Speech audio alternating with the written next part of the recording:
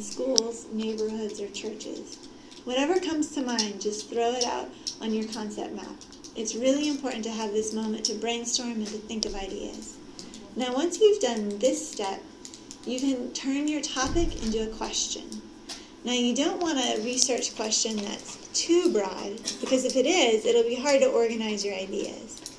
You also don't want a research question that's too narrow, because there may not be enough to write on. Yes, I am. Go ahead and pause it. An example of a great research question, especially on the topic question that's too narrow, because there may not be enough to write on. An example of a great research question, especially, you also don't want a research question that's too narrow, because there may not be enough to write on. It's hard because it's not going to An example of a great research too broad, because if it is, it'll be hard to organize your ideas. Okay, so go ahead and write this down, because this is what we're going to be doing tomorrow night or tonight as well for homework, okay?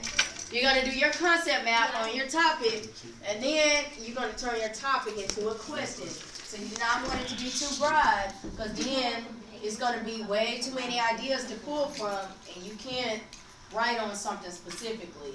You'll just be going on and on, and going around, beating around the bush, basically. If it's too narrow, then you're not going to have enough to write on, okay? You're going to run out of stuff to say, and we don't want that, so you got to make it just right, okay? And we'll see how they formulate their question here based off of diversity in a second. But go ahead and write that down. Why do you write the names up on your desk? Because those are people that got in trouble with a beard and they have to sit in certain spots. Oh. That's the principal designated. Oh. I'm just recording this. Marco got in trouble. You recording it? Yeah. So I can just get it down one time and watch it over and write it down. You're so smart. I just don't want to tell you. Okay. I ain't messing with you. Everybody's too, right? And I have YouTube quality.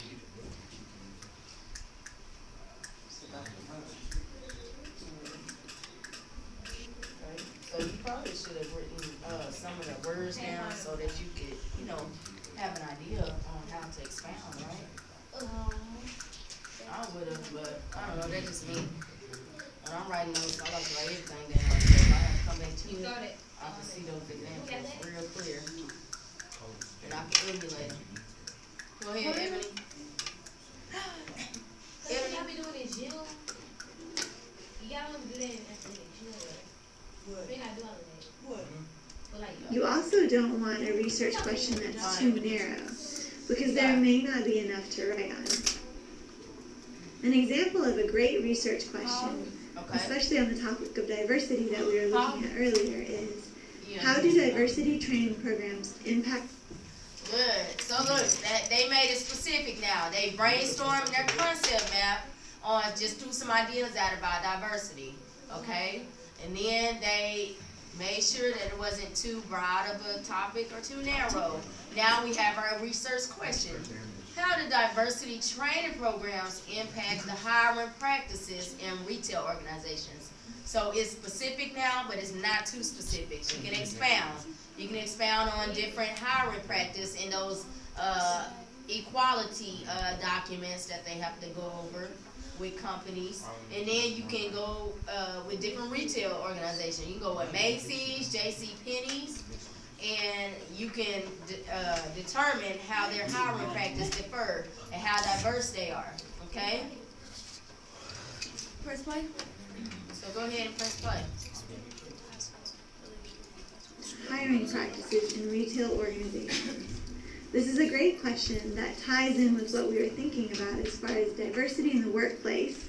So you can see retail organizations, and specifically in training programs, how it shapes and forms employees. So with that example in mind, you can then play with your question. So think of